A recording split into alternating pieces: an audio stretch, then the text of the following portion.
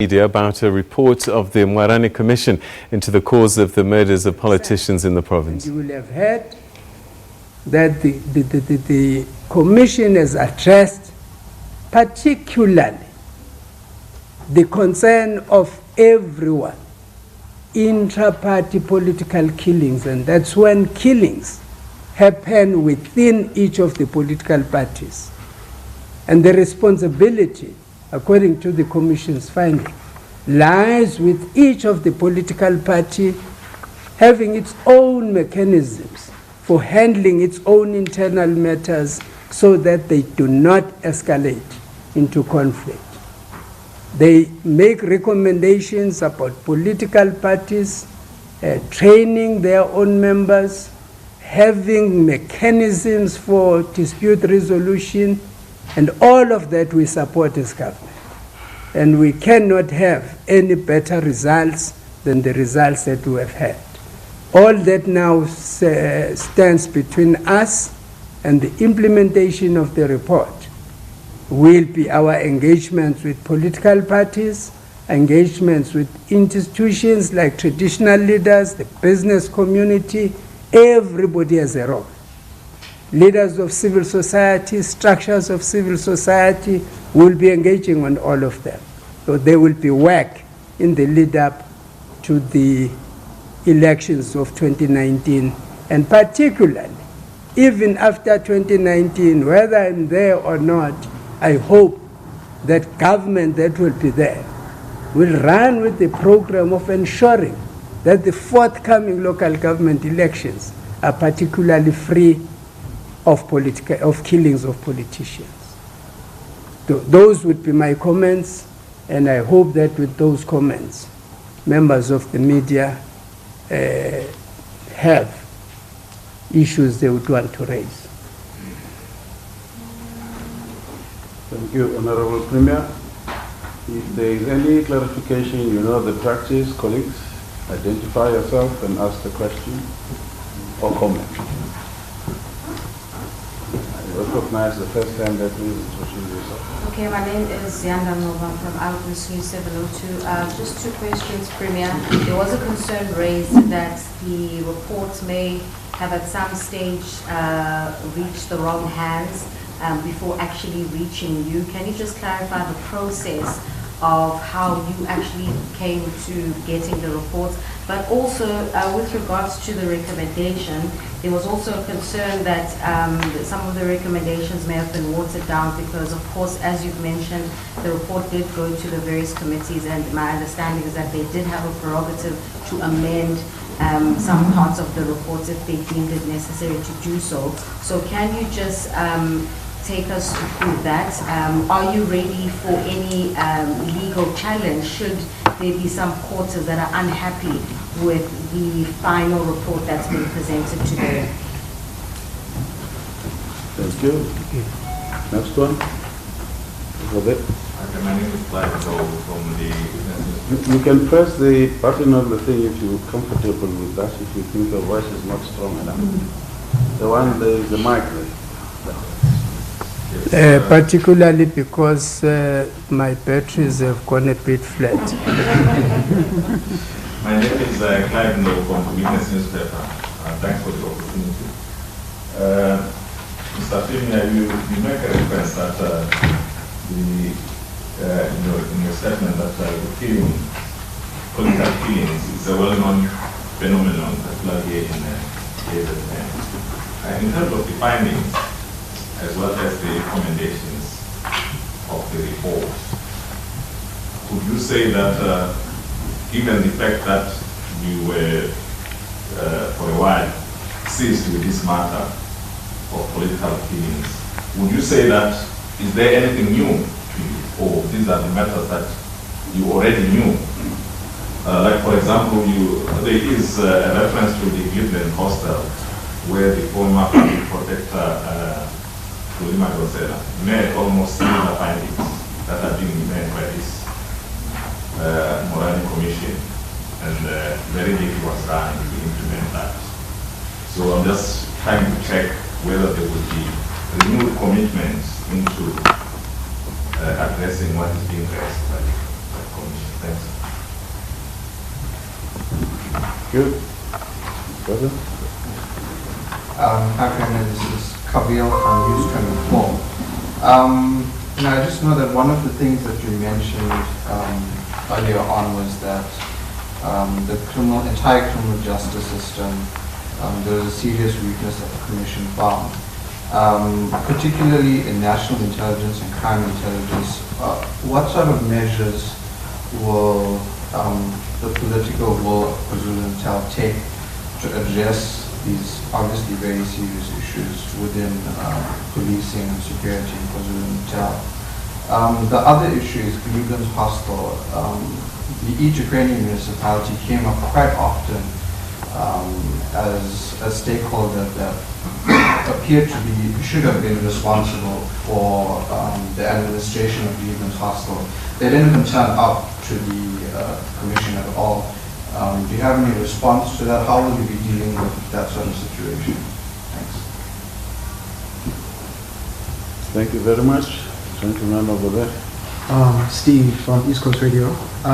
There was also a concern, which seems to be a national phenomenon, where whistleblowers who come forward with information later on find themselves having their lives at risk or facing certain threats. But it seems that protection is not provided for them, yet they've contributed significantly to bodies such as the Commission you see here. Will there be any aspect of considering, maybe in this part or going forward, the protection of whistleblowers? Thank you very much. We'll take one more question and then we... Gentleman in the white shirt. Thank you. My name is Willies from the Nation. Premier, inside the House, you pointed out that some of these recommendations will be referred to the relevant departments nationally. But on those matters that you as the province can deal with, have you identified some that you can say are a priority, especially as we are leading up to the elections next year? And are there any time frames that will be attaching to these? Thank you. Thank you very much. We will give the Premier to respond and then we will take the last one, if there will be any. Thank you. Honorable Premier. Now, I just want to start by, I hope I'm audible. Let me start by clarifying the method that is being requested to be clarified by 702. Well, I don't know how you had it, but I will explain what I know. The report was given to me, and there was only one copy given to me by the chairperson of the commission, Commissioner Advocate Moerane. When it was handed to me, it was kept very safely. I am not aware of it getting into any wrong hands up to now, up to today. Even today, I am not aware of any issue that has been raised on it getting into wrong hands. What I know has been a complaint, which is not a complaint that is new to me. It's a complaint that I've also addressed with the Speaker of the Legislature, is that at some stage, when I handed over the report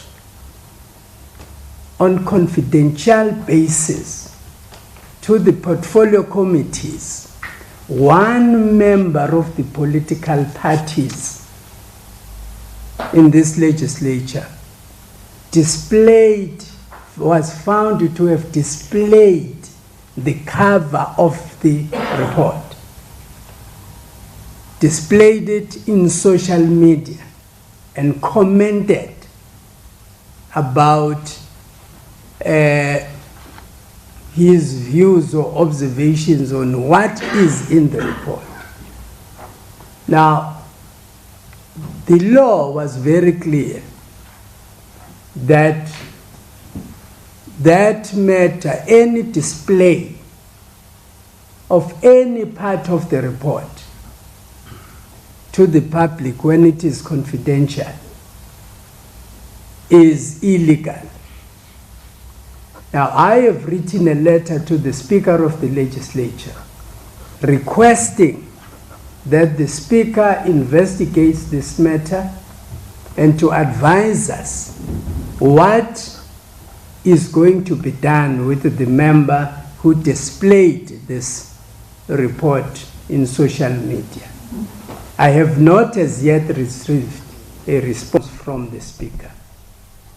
But I must be clear, no contents of the report were displayed. Only the cover sheet of the report was displayed. So that is the area that all of us, and that's the area that some members who were debating at the debate at the plenary were concerned about and were raising concerns about. Therefore, as for the report, unless somebody amongst any within the chain has done anything wrong with the report, from my side, there is no process that should have gone wrong, and I'm certain that I've handled the report very well with the Director General, keeping close watch on how we keep the report safe from leakages. So we did not leak it. Anything new? You know, I think to answer that question, there may be not one thing new altogether. There may be. But what is of essence is that here we are sitting with an investigation that is independent. It's an investigation that has been made by independent persons, reputable persons. It therefore carries stronger value than any utterances by individual people, persons, or even observations. Even as a premier, you may make observations, but until they carry this strength, this value of independent opinion, there may be very little you can do about your own views. Your own views can be regarded as your own personal political views, but also, what is good about this investigation? It did not address one matter, one aspect. It addressed every aspect. That's why, even when you look at its own recommendations, they are comprehensive, and that's the comprehensive nature that we wanted. That is why the recommendations are going to be referred to many different structures, and many of them have policy formulation, new policy formulation within them.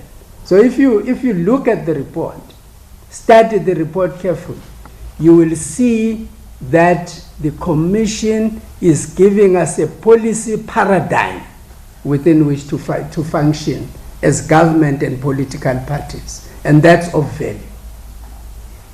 I also want to, meaning therefore, that the specific matter of CLIP is a specific matter. We cannot say that anything different could have been found in respect to CLIP, but the report is not about CLIP only, it goes beyond.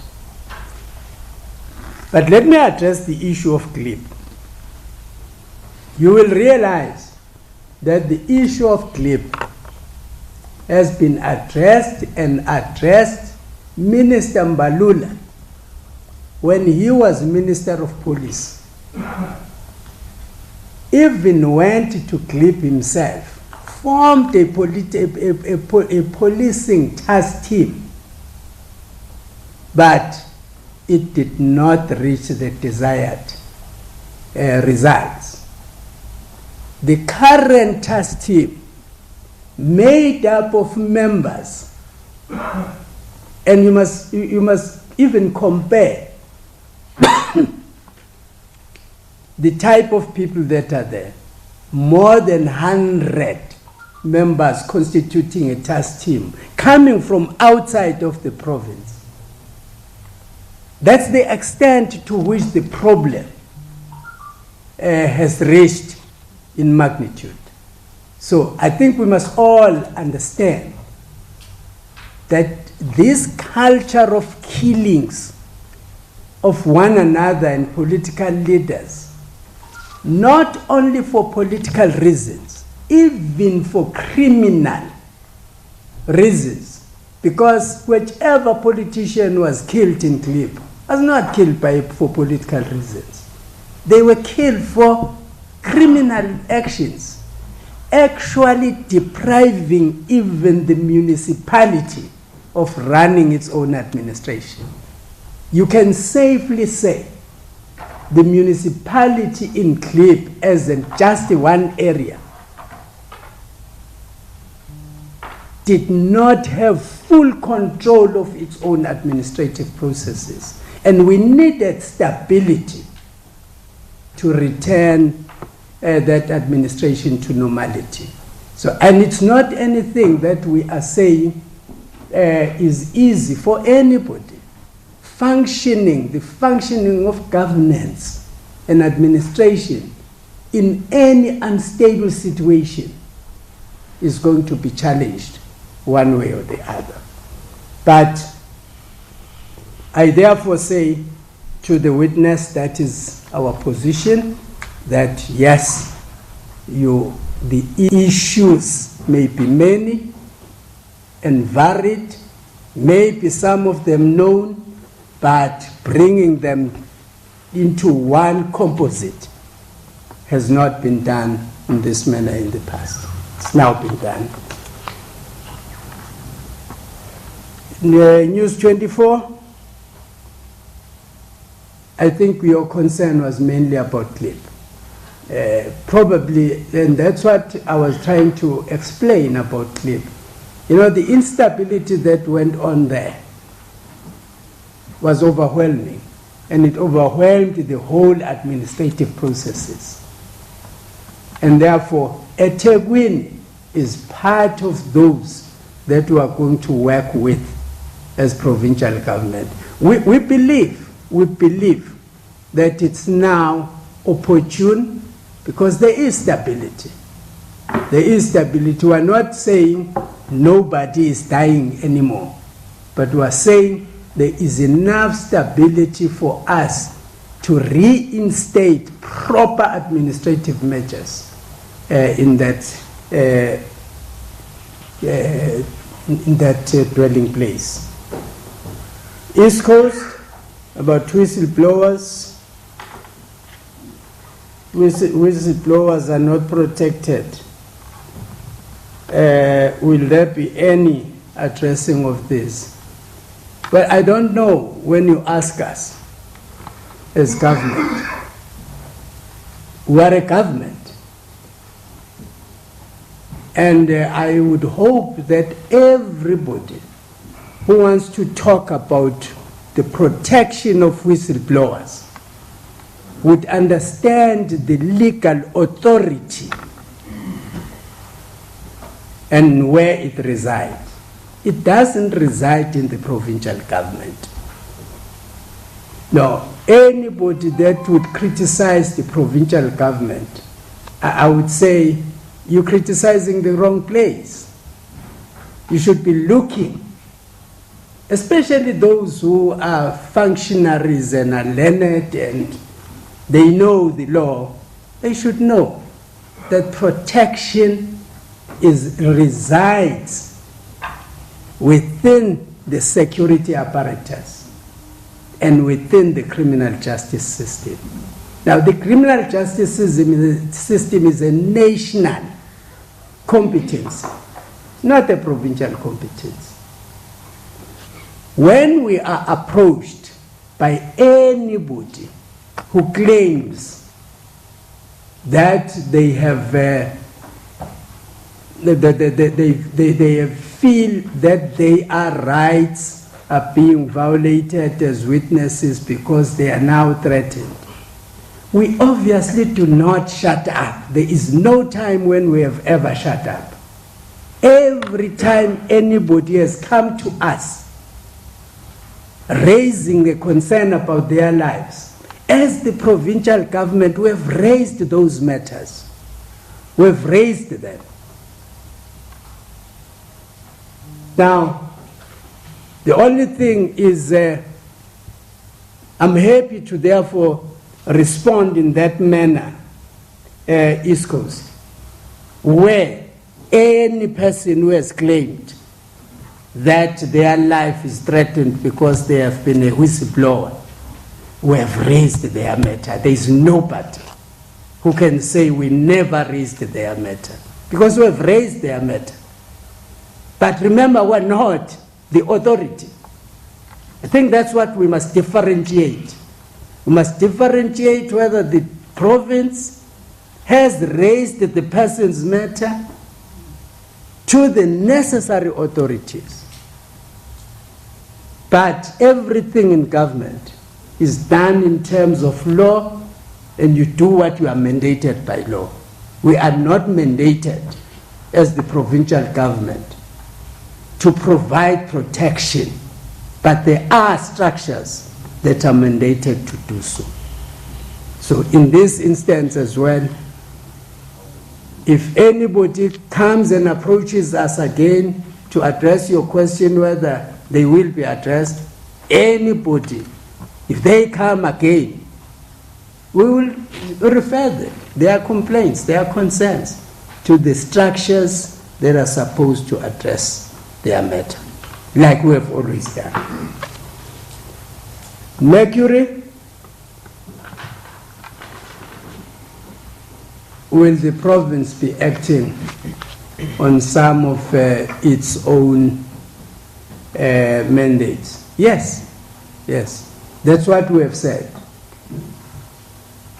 If you read our statement to the House properly, you will realize that we have said the Speaker must assist us by creating a forum of the leaders of political parties here in the legislature. Because remember, all politicians, all political parties here in the legislature have party leaders. Because we want the party leaders to tell us what are they going to do to address the matters that have been raised by the Moerane Commission. I've also indicated that we will be interacting as well with the multi-party political intervention committee. And that committee includes political parties who are not represented in the legislature. And those are political parties who did not win, but they are still part of the political fabric of KwaZulu-Natal. And we do not neglect them. We make them part of everything that happens that relates to political parties. So we'll be addressing them. We'll also be addressing the IEC, the Independent Electoral Commission. We'll be talking to them here in the provinces and as well as nationally. We want them together with us to discuss how are we going to make sure that parties are held to the code of conduct for political parties, because there is a code of conduct. for political parties. It's its enforcement that needs to be discussed. And we're going to deal with that with the IEC. We did also indicate that we are going to be addressing all other institutions, all other institutions. When we talk institutions, we are talking institutions such as the traditional leadership institution. We want to talk to them, want to talk to the institutions of higher learning, because of political related persons who get killed as well in the institutions of higher learning. We can't neglect them. But also, we want a full debate about how society's mindset can be changed. We want that debate to go into the leadership of civil society structures. We will talk to any civil society structures that is prepared to work with government, because we want everybody to get involved. We also did say that we will be raising this matter within the Social Cohesion and Moral Regeneration Council, because that has been now set up, and we are setting up district councils. And we are going to be addressing this very matter, even in those matters. So the issues that have been raised, the recommendations made by the commission are all going to be attended to. And I also did say that in some instances,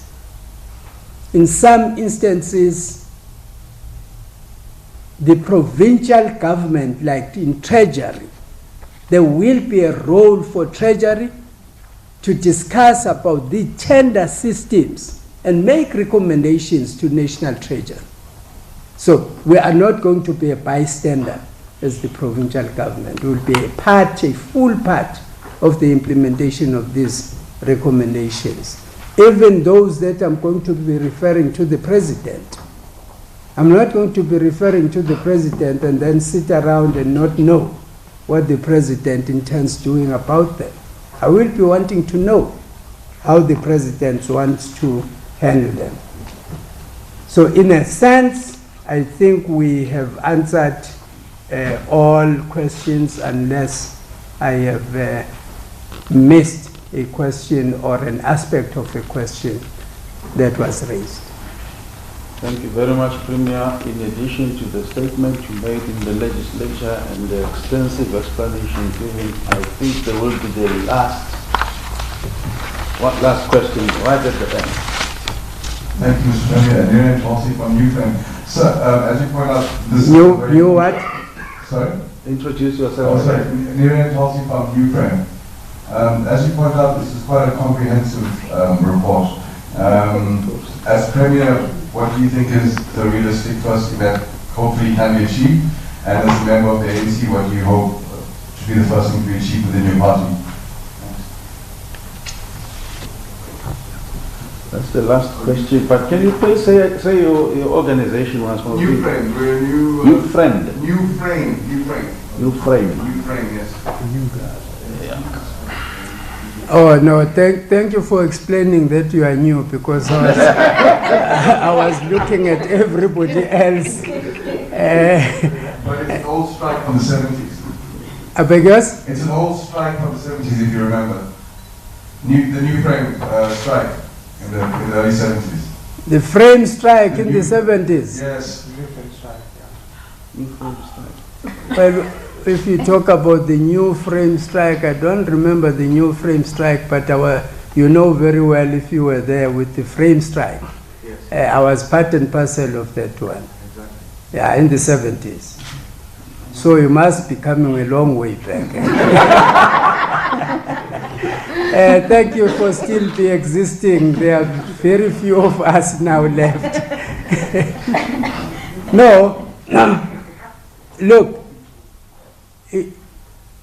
our task as the provincial government is to make sure that every aspect of this is put to the relevant persons.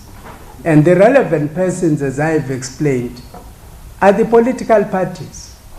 And we will be engaging very robustly with political parties. I also even have in mind that in the Social Cohesion Council, I will be proposing that we set up a structure just to solely attend to these matters. And I hope that will be agreed to.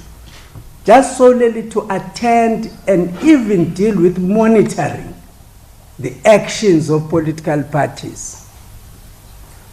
So I do have some level of confidence that we'll address these matters. Well, as an ANC member, well, I don't have to, I hope my responses are not going to be misconstrued to mean that they are representing the ANC, because I have no authority or mandate to talk on behalf of the ANC. But you are asking me personally.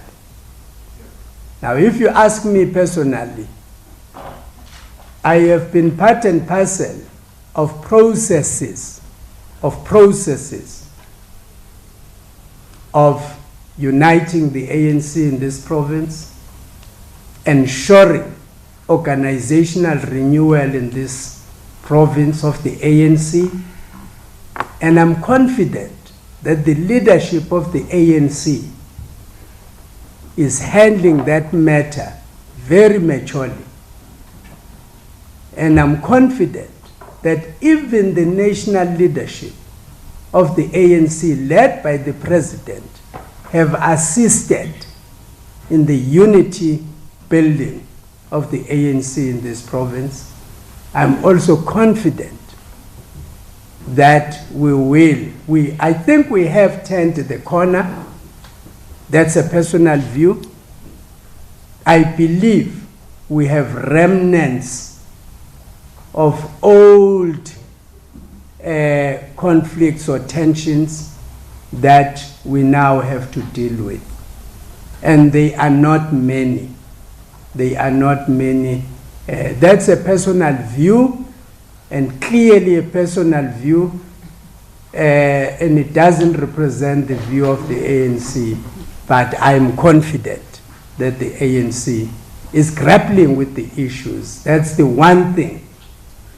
We are going to, as a premier of government, but who is also a leader within the ANC, I'm not unable to also take this matter to the ANC for their own discussion.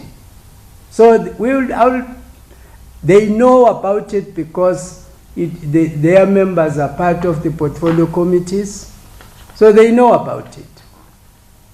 And in their debates, they have supported all the findings.